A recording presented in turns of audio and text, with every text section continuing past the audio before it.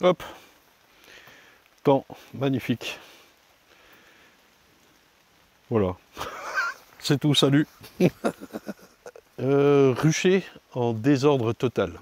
Rucher historique. À l'époque, c'était des palettes de 4 avec les ruches qui regardaient là-bas, 2, et 2 qui regardaient là, vers vous. Et donc, les palettes étaient décalées pour qu'elles ne se voient, qu'elles ne regardent pas en face, qu'elles ne se voient pas l'une en face. Puis, avec le temps, je les ai mis contre le champ, côté à votre gauche, et puis par remplacer les ruches qui devenaient bourdonneuses ou qui avaient un souci, bon, c'était souvent du bourdonneuse ou du non-remérage. Et puis, j'avais remis des mâts aussi, c'est où, c'est là, voilà, pour compléter parce qu'il y avait quand même des espaces. Et puis finalement, on en arrive à cette situation où j'ai pas remis de ruches sur les palettes, donc elles sont démontées, foutues. C'est vraiment la cata, je vous emmène un peu. Nous avons une ruche, une ruchette, ruchette parce que je sais plus pourquoi, mais il faut qu'elle s'en aille d'ici, celle-là. Et voilà, il pleut un peu, je me méfie pour le matos. Donc là, but du jeu, enlever toutes les palettes et des abeilles là, tiens. Bon, bah on va faire avec. Hein. On va essayer de les recaser quelque part. Je sais pas ce qu'elles foutent là, putain, c'est quand même magique. On va virer toutes les palettes et tout remettre des mâts bien en ligne. Pour ensuite ramener des ruches qui viendront compléter ce magnifique rucher qui est bien en fait. Oh là, j'ai emmené un arbre avec moi. Oh merde, putain, mais il n'y a rien qui va. Ah si, ça va. Je ne veux pas forcément filmer le démontage des palettes. Hein. J'ai déjà les parpaings, je vais réutiliser les mêmes. Et puis les mâts, la branche. Les mâts sont là. Tac. Prochaine étape, c'est tout en place et je ramène les ruches. On fait ça? On fait ça.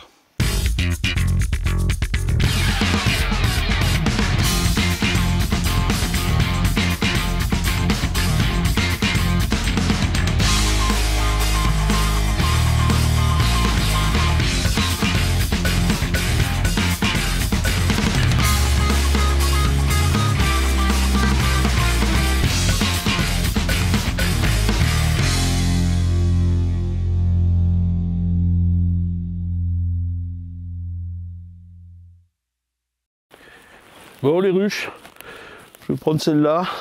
2, 4, 6, 8, 10, 11 ruchers historiques. Palette un peu pétée, mais déjà réparée une fois. Un petit coup de main, parce que les ruches sont trop lourdes, c'est chiant. Dimanche matin, ça caille. Hein. On va déjà commencer par inverser les portes d'entrée. En espérant que ça ne s'envole pas trop, mais vu comme il fait froid, ce matin, ça devrait aller.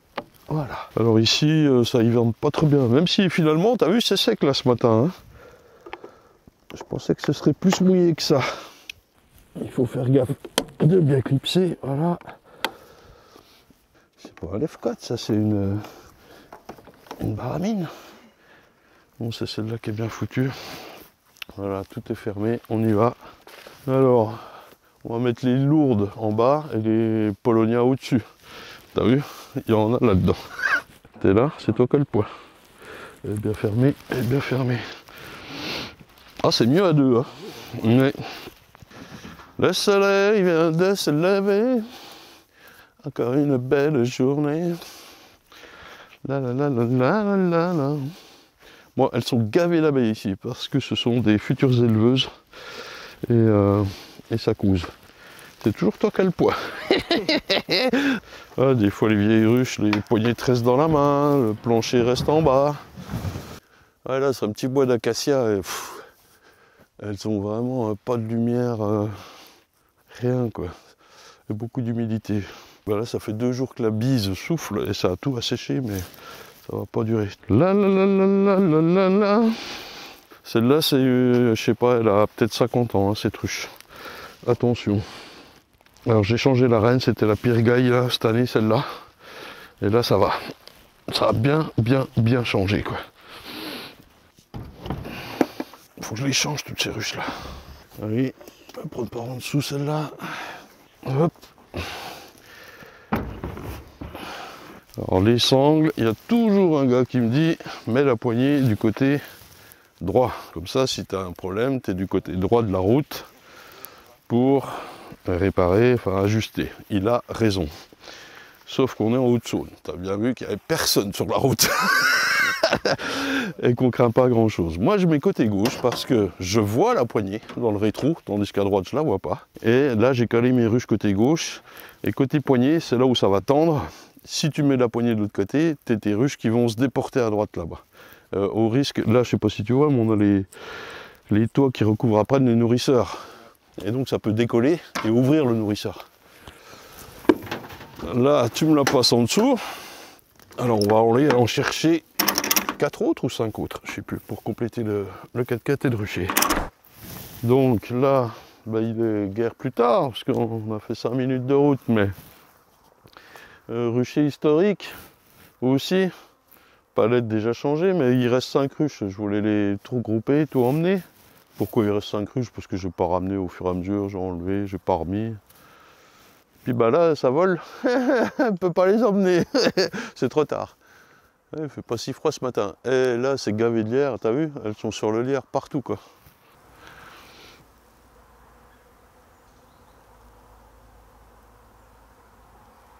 Et puis, il faudra que je vienne les chercher plus tard, mais elles vont être bien lourdes, quoi. Et puis, surtout, celui-là, je ne l'ai pas débroussaillé de l'année. Il est vraiment un crado, quoi. Bien. Voir comment les combis aérés, elles réagissaient dans les ronces. Donc ça je suis déjà passé, tout va bien, c'est nourri. Celle-ci, elle était totalement sèche, on parlait de nourriture dans la vidéo précédente. Donc celle-ci quand je l'ai ouverte il y a, je sais plus, 2 semaines là, ouais. Tu prends les cadres, ils sont tous secs et tu as les abeilles qui tombent. Tellement elles ont plus d'énergie. Il faisait pas froid, hein, il faisait 30 degrés. Mais non, ça n'allait pas. Et donc typiquement elle a fait comme les autres, elle a fait du miel machin, tout ça, elle était sur 10 cadres, et pas de réserve, rien du tout, quoi. Et puis là, elles sont belles, quoi. Et tu vois un peu tout le lierre qu'il y a, quoi. C'est un délire ici, quoi. Alors ça m'inquiète un petit peu à moitié, on verra bien si elle se surcharge de lierre ou pas. De toute façon, tiens, typiquement, le poids de celle-là, ouais, elle s'est rempichotée, c'est sûr. Bon, bah écoute, tant pis, merde, je voulais compléter le rucher complet, voilà, bah tant pis, je suis bon à repasser, mais là ça vole trop, hein.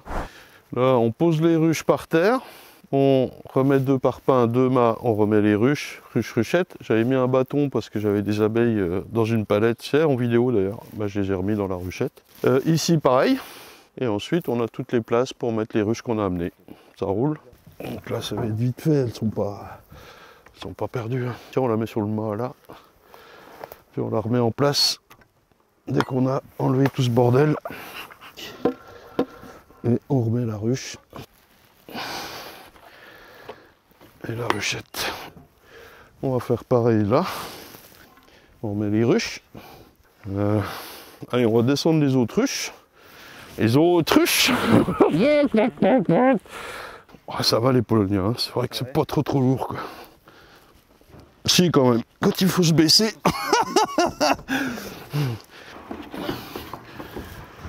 Elles sont pas légères, les cochonnes. Et puis la dernière là, et voilà. Ce sera déjà bien mieux qu'avant. Et on se calme, c'est bon. Ça va leur faire du bien parce qu'elles étaient vraiment dans la petite clairière à l'ombre humide là. Oh, ouais, c'est normal ça. En plus, c'est des énormes colonies celles-là. Elle pique un peu, c'est rien. Toi, tu peux pas faire des abeilles sans te faire piquer à certains moments. Celle-là, c'était la pire gueule, hein, elle bouge plus. Donc c'est dommage qu'on n'ait pas pu tout prendre pour compléter complètement le rucher. Ce n'est que partie remise, on ira peut-être demain matin. Allez, je vais chercher la cam, on est bon. Bon, à propos du frelon, nouveau piège. Alors ouais, j'avais pas envie de faire le commercial, je vous avoue. L'aide de camp qui est derrière la caméra en est témoin. Mais écoutez, c'est le Biotrap Max qui a été fait par les gens qui font le Biotrap, développé avec François GF, que je voulais qu'il soit là pour faire l'article, il n'est pas là, alors je vous le fais. C'est plus gros volume, ils sont transparents, donc on voit les frelons qui sont dedans. C'est le principe du Biotrap qu'on peut poser comme ça, on peut le ficeler, on peut le mettre debout.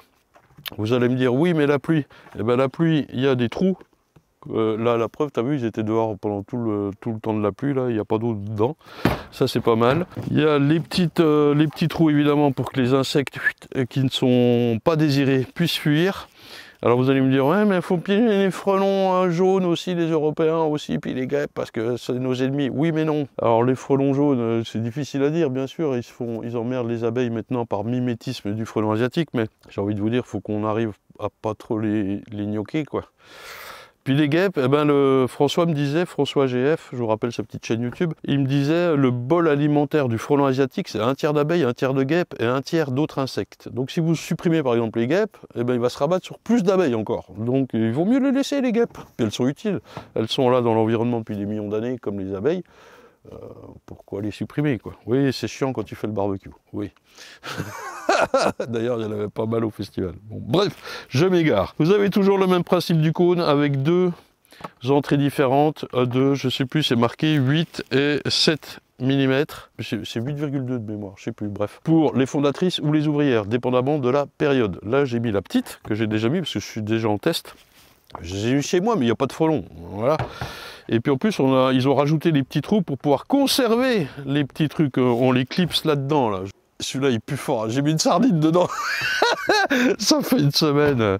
Bon, voilà, le truc s'ouvre, bien sûr. Mais en fait, on s'en fout de l'ouvrir. Une fois qu'on l'a mis... Ah, il pue, sa mère.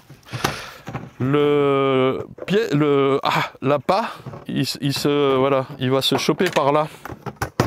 Est-ce qu'on voit le bas? Oui, on voit le bas. Attends, faut bien que je le clipse. Voilà.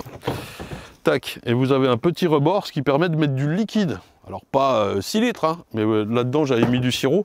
Bon là pour le déplacement on l'a viré, sinon effectivement ça allait couler. Et voilà, là je les amène ici parce que on a vu en arrivant tout de suite 2 frelons asiatiques. Et ben ça vaut le coup. Alors François il dit si tu as un frelon tu mets pas de piège, ça va vraiment attirer tout le monde. Ouais mais bon là c'est pour tester, moi j'ai vraiment peu de frelons donc je suis mauvais juge parti. Je vous montre quand même la sardine que j'ai mis dedans. Tiens, t'en vois un? Ah oui il y en a un là. Sur l'abreuvoir, et ben voilà. Ma sardine elle est là au fond, elle pue sa mère. Et puis, alors l'appât est enfermé et l'odeur elle passe par les petits trous ici. Et donc l'odeur est diffusée dedans et ressort par ces trous là. Franchement ils se sont creusés la tête pour ce coup là, pour une fois. Donc voilà, j'ai constaté qu'en mettant la sardine debout, effectivement avec les 3-4 jours de pluie qu'on a eu, il y a eu un petit peu d'eau dans l'appât. C'est pas bien gênant, t'as vu, j'ai enlevé le petit surplus d'eau et la sardine est toujours là, elle pue quoi. Et puis lui, couché avec sirobière, il n'a pas bougé, il y avait vraiment tout ce qu'il fallait quoi. Par contre, effectivement, j'ai pas de frelons au bâtiment et j'en ai pas pris en 2 jours, mais il pleuvait, bon. Là, on va retester, la sardine, je vais le poser direct. Tiens, genre, ça c'est un Européen. Genre là quoi, peu importe. Tac, vas-y, hein. Ça se voit pas? Ah oui. Il va falloir que tu me fasses le cadreur, mon petit chat. Oh, j'ai un cadreur, ça y est. Ouais, mais c'est toujours dimanche, c'est tout bon. Donc ouais, le piège, je disais, je l'ai posé là. Peu importe. Avec la sardine. Vas-y, hein. Et puis l'autre, par contre, on va le rempichoter de sirop qu'on avait vidé. Bière brune, et puis j'ai toujours un peu de cassis, mais sans sucre. C'est con, quoi. Tac. Oh, bah, elle mousse, la cochonne. Alors un petit peu de bière pour pas que les abeilles se précipitent dedans. Donc elles n'ont pas accès à l'appât, hein, vous avez bien compris. Mais c'est pour éviter qu'elles rentrent, qu'elles sortent, qu'elles rentrent, qu'elles sortent. Voilà. Là, il y a quand même un peu d'abeilles ici. Vous l'avez remarqué. On va rajouter un peu de cassis pour l'odeur, mais putain, le sans sucre il pue quoi. Puis un peu de sirop. Alors là, pas de conneries mon oiseau. Oh là, j'ai l'impression que ça va déborder quand je vais le... Bah alors, est-ce que je le couche ou est-ce que je le laisse debout comme ça? Bon, je pourrais le suspendre, il y a 4 points de suspension. Tac. Alors là, il est gravé à l'envers. En plus, Biotrap Max. Le stagiaire, il s'est gouré. Mais ça a été rectifié. Alors, il faut bien le clipser, par contre. Oui, là, je suis mal. Voilà.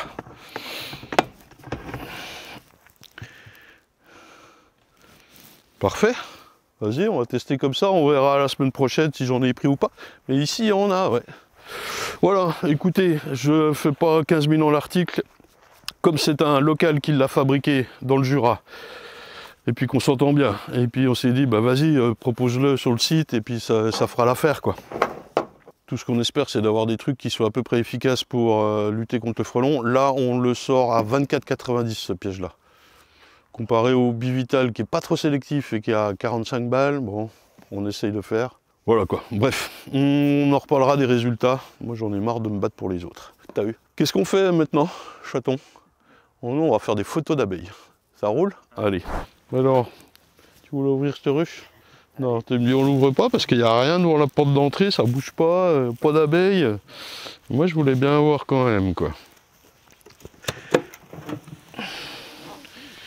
Et on a des abeilles. C'est quoi le problème? Alors on voit qu'elles sont encore sur le côté gauche. Hein, c'est la vidéo là où je nourrissais les essaims. Ça c'est quand même un peu plus développé. Elle a mangé son pâtis. Elle a bu son sirop.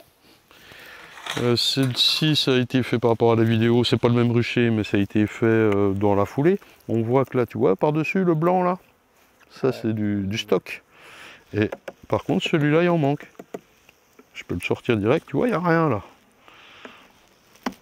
Je vais même pas risquer de frotter... Merde, j'ai une glaive 4 dans la poche, dans la manche. De frotter contre la paroi, il n'y a pas d'abeilles et pas de miel. Là, oui, on voit les traces de sirop. Ça, je peux sortir sans problème.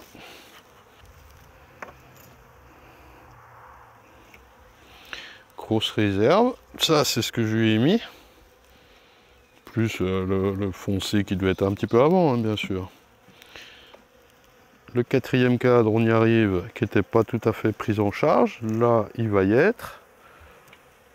Voilà.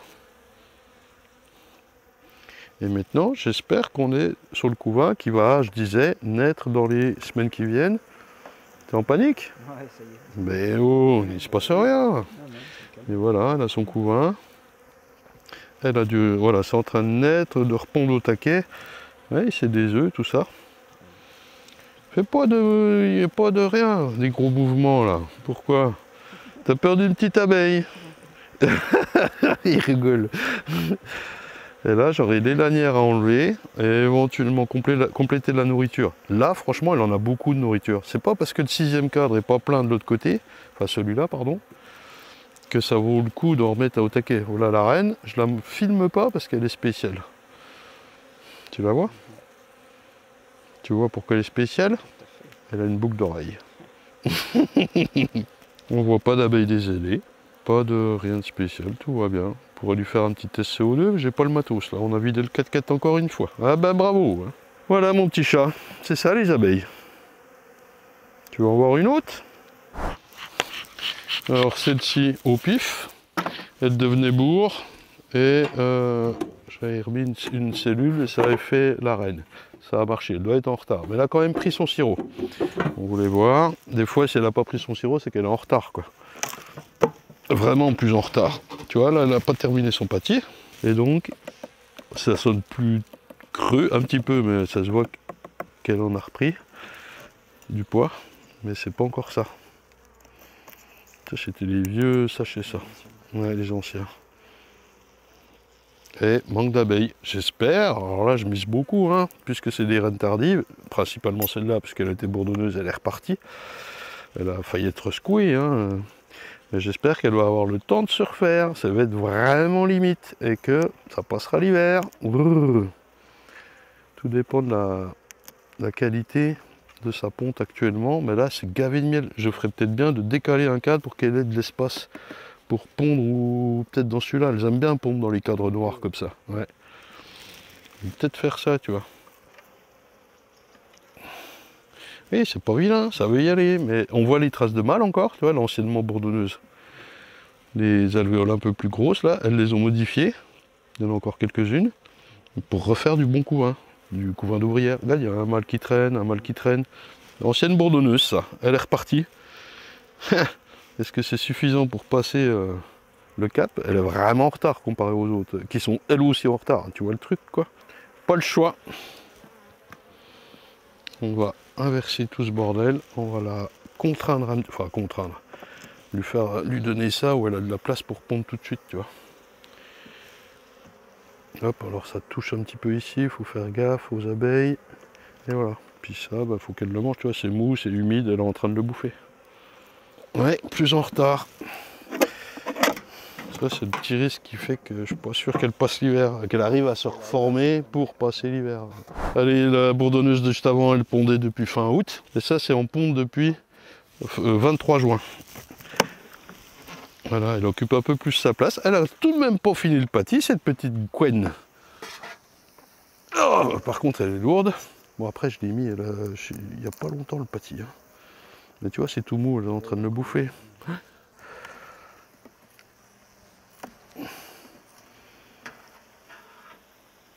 Là, tu vois, elle n'est pas si développée que ça, hein, la cochonne. Pas de couvain, ouais. Si, voilà, un beau couvain. Ouais, il est beau. Faut que ça naisse, quoi, ce bordel. Mais tu vois, je m'attendais à ce qu'elle soit plus développée que ça, c'est vrai. Si, ça veut y aller, ça. Mais bon, voilà, on passe aussi de 30 degrés à 4 degrés, puis après, ça va réchauffer, là, mi-septembre, fin septembre. Je sais plus à quel sens vouer, mon zizi. Ouais. Bah, celui-là, ouais, il n'est pas forcément super bien mis. Tu vois, bon, j'ose pas trop tout inverser, tout faire maintenant, elle se débrouille, quoi. Tu vois. Voilà, quoi. Tu voulais voir des ruches? Oui. On va manger dimanche midi. On dort chaud? Non. C'était hier soir, ça. Allez, ciao.